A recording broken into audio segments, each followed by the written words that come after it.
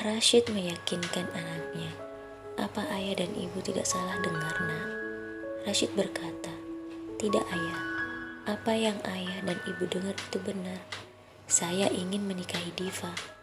Ibu Rashid menambahkan, kalau tidak salah, tadi kamu bilang gadis itu cleaning service di perusahaan kita. Rashid kembali berkata, iya ibu. Ibu Rashid kemudian berkata, kamu yakin dengan pilihanmu itu, nak? Bagaimana pendapat orang lain jika mereka tahu gadis itu? Ibunya belum selesai. Rashid berkata, tidak ibu, saya yakin dengan pilihan saya.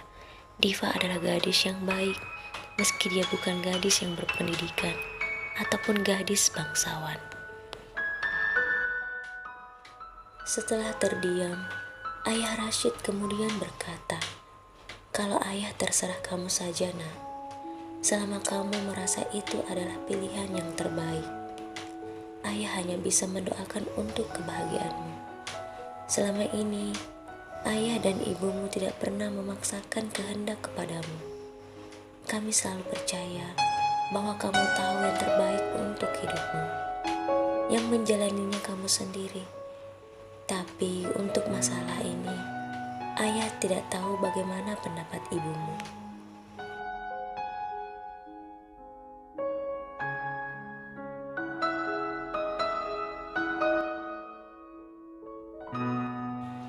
Ayah Rashid memberikan telepon genggamnya pada istrinya.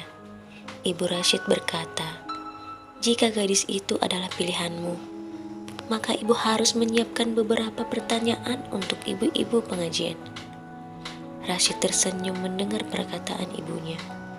Ibunya pun tersenyum lalu kembali berkata, kalau begitu, bawa gadis itu ke sini. Ayah dan ibu ingin melihatnya.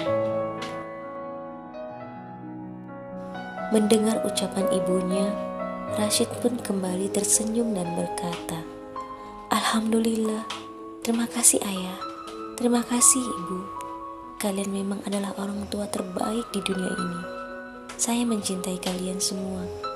Kedua orang tua Rashid saling berpandangan dan tertawa mendengar Rashid terdengar begitu bahagia di telepon.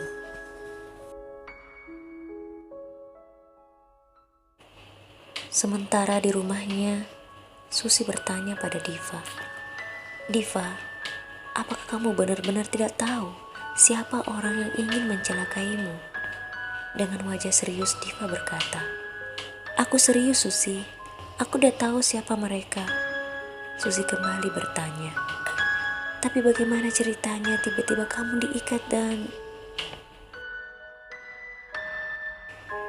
Susi tidak melanjutkan perkataannya. Dia tidak ingin Diva teringat kejadian itu dan menyebabkan trauma pada Diva. Tetapi, tiba-tiba Diva berkata, saat itu aku sedang bersembunyi di kerumunan orang, dan aku tidak tahu siapa orang-orang itu. Tiba-tiba saja, dua orang yang menutup wajah mereka menarik tanganku.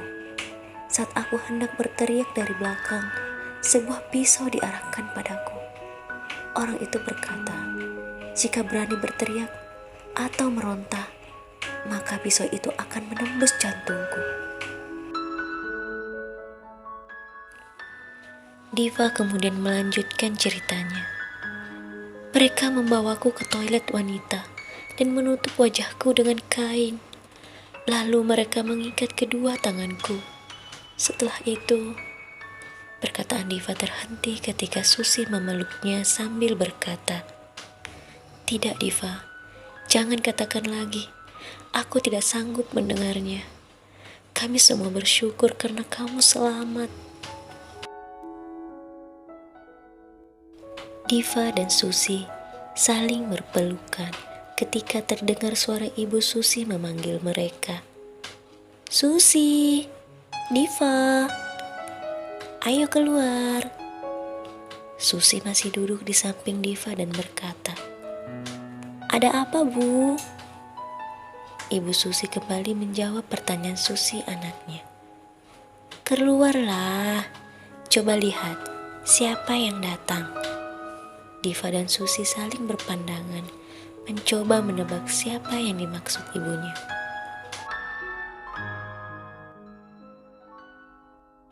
Diva dan Susi pun akhirnya keluar.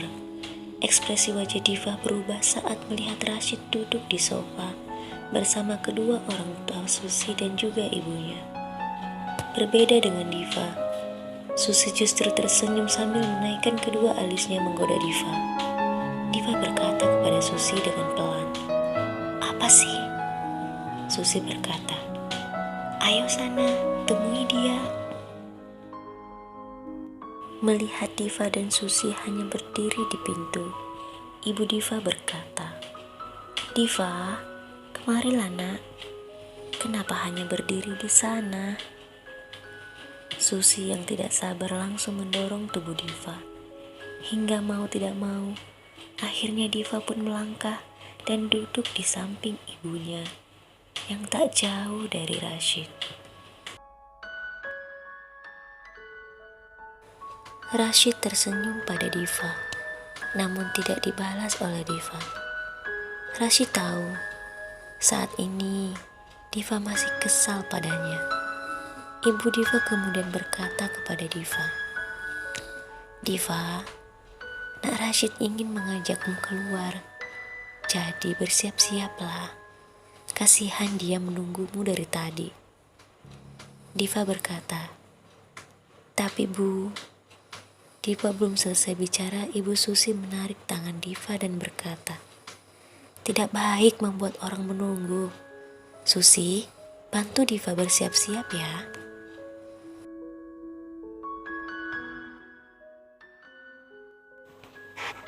Susi meraih tangan Diva mengajaknya masuk ke kamar sambil berkata, "Dengan senang hati, Bu." Setelah beberapa menit di dalam kamar, Diva pun keluar dengan pakaian sederhananya, tanpa polisan make up sedikit pun. Melihat hal itu, kedua orang tua Susi dan ibu Diva sangat terkejut.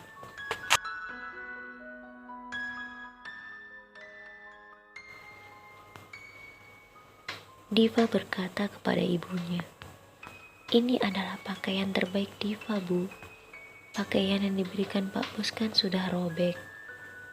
Ibu Susi mendekati mereka dan berkata, "Susi, kenapa kamu tidak meminjamkan bajumu padanya?" Susi berkata, "Sudah Bu, tapi Diva tidak mau."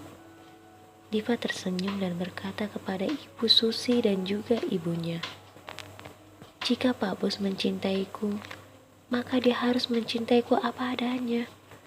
Betul kan, Bu?" Saat Ibu Diva hendak mengatakan sesuatu, Rashid berdiri dari tempat duduknya dan berkata, "Maaf, bisakah saya mengajak Diva keluar sekarang, Bu?" Susi, ibunya, dan Ibu Diva serentak berkata, "Oh tentu, ya, ya tentu, hehehe." Ibu Diva kemudian berkata, "Maaf ya, sudah membuat menunggu lama." Rashid tersenyum dan berkata, "Tidak apa-apa, Bu."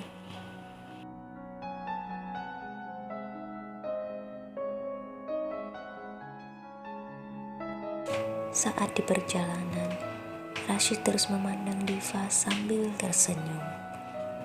Sadar akan hal itu, Diva berkata, "Ada apa? Saya jelek ya? Kan memang selalu jelek. Bukannya Pak Bos suka sama saya karena saya jelek?"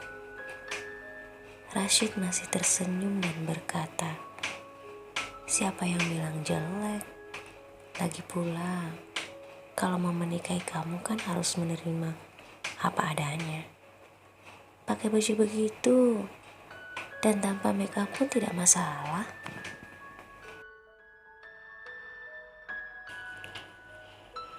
Diva bertanya, "Benarkah?" Rashid mengangguk dan menjawab pertanyaan Diva. "Iya, benar." Diva berkata dalam hati, "Syukurlah kalau begitu. Itu artinya Pak Bos memang mencintaiku apa adanya. Tidak lama kemudian, Diva kembali berkata, "Kita mau kemana?" Rashid berkata sambil fokus melihat ke jalan. "Makan malam." Diva diam lalu berkata, "Oh, makan malam di mana?"